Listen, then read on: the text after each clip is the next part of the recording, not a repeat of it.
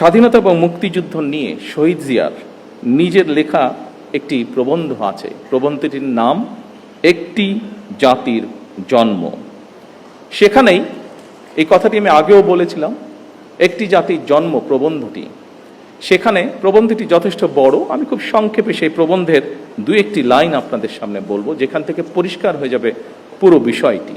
এই প্রবন্ধের মাধ্যমেই আমরা জানতে পারি যে স্বাধীন বাংলাদেশ, সার্বভৌম একটি বাংলাদেশের স্বপ্ন বহুদিন যাবৎ শহীদ জিয়ার মনে শহীদ জিয়া লালন করছিলেন।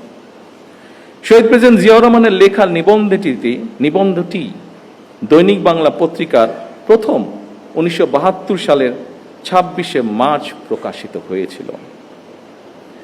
এই প্রবন্ধটি ছিল বাংলাদেশের প্রথম স্বাধীনতা দিবস।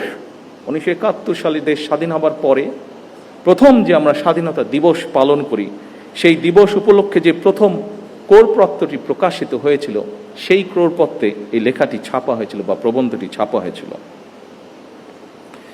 প্রবন্ধটি ছিল এইরকম, যেই লাইনটি আপনাদের সামনে আমি উল্লেখ করতে চাইছি।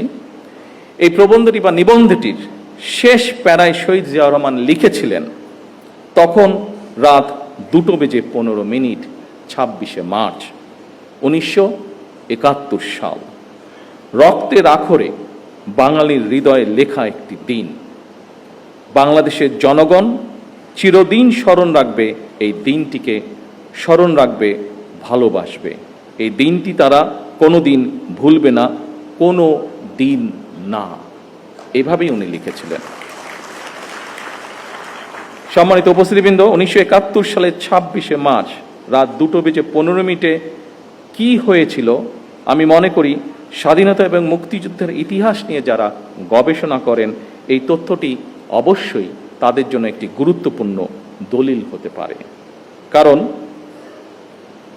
শহীদ জিয়ার লেখা এই 1972 সালের প্রবন্ধটি যখন প্রথম প্রকাশিত হয়েছিল, তখন কিন্তু মাত্র মুক্তিযুদ্ধ শেষ হয়েছে। যারা মুক্তিযোদ্ধা ছিলেন, যারা মুক্তিযুদ্ধের সঙ্গে প্রত্যক্ষ বা পরোক্ষভাবে জড়িত ছিলেন, তারা কিন্তু প্রত্যেকেই তখন বেঁচে ছিলেন, যারা বেঁচে ছিলেন যুদ্ধের শেষের পরে। এই প্রবন্ধটি প্রকাশিত হওয়ার পরে কারো পক্ষ থেকেই আমরা কোনো রকম এমন কিছু আপত্তি বা এমন কিছু কথা পাইনি যা এই প্রবন্ধ বা লেখাটিকে কন্ট্রাডিক্ট করে।